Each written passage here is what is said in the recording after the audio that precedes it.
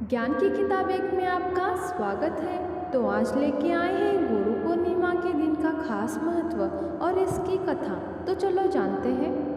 हम सभी के जीवन में गुरु का स्थान सबसे अहम माना जाता है। उनकी दी हुई शिक्षा से ही हम आगे बेहतर कार्य और अपनी प्रतिभाओं को लोगों के सामने प्रदर्शित कर पाते हैं। हमारे शास्त्रों में भी कहा गया है कि बिना गुरु के आप भगवान को भी पा नहीं सकते। सनातन धर्म में तो गुरु की महिमा बखान अलग अलग तरीकों से किया गया है।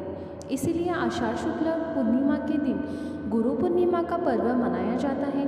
इस दिन हर कोई अपने गुरु की पूजा करता है, लेकिन इस पर्व को महर्षि वेदव्यास के जन्म के खास मौके पर मनाया जाता है।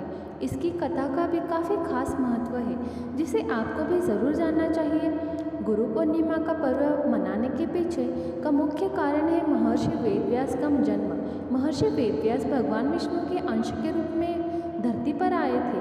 उनके पिता का नाम ऋषि पराशर और माता सत्यवती थी। उन्हें बालकाल से ही अध्यात्म में काफ़ी रुचि थी, जिसको पूरा करने के लिए उन्होंने अपने माता पिता से प्रभु दर्शन की इच्छा प्रकट की और वन में जाकर तपस्या शुरू कर दी। लेकिन माता ने इस इच्छा को मना कर दिया। महर्षि वेदव्यास ने अपनी माता से इसके लिए हट किया और अपनी बात को स्वीकार करा लिया, लेकिन उन्होंने आज्ञा देते हुए कहा कि जब घर का ध्यान आए तो वापस हमारे पास लौट आना।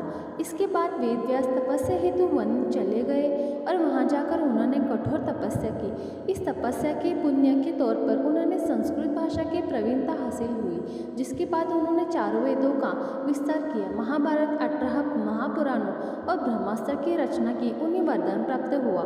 ऐसा कहा जाता है कि किसी न किसी रूप में हमारे बीच महर्षि वेदव्यास आज भी उपस्थित हैं। इसलिए हिंदू धर्म में वेदव्यास भगवान के रूप में पूजे जाते हैं। आज भी वेदों का ज्ञान लेने से पहले महर्षि वेदव्यास का नाम सबसे पहले लिया जाता है।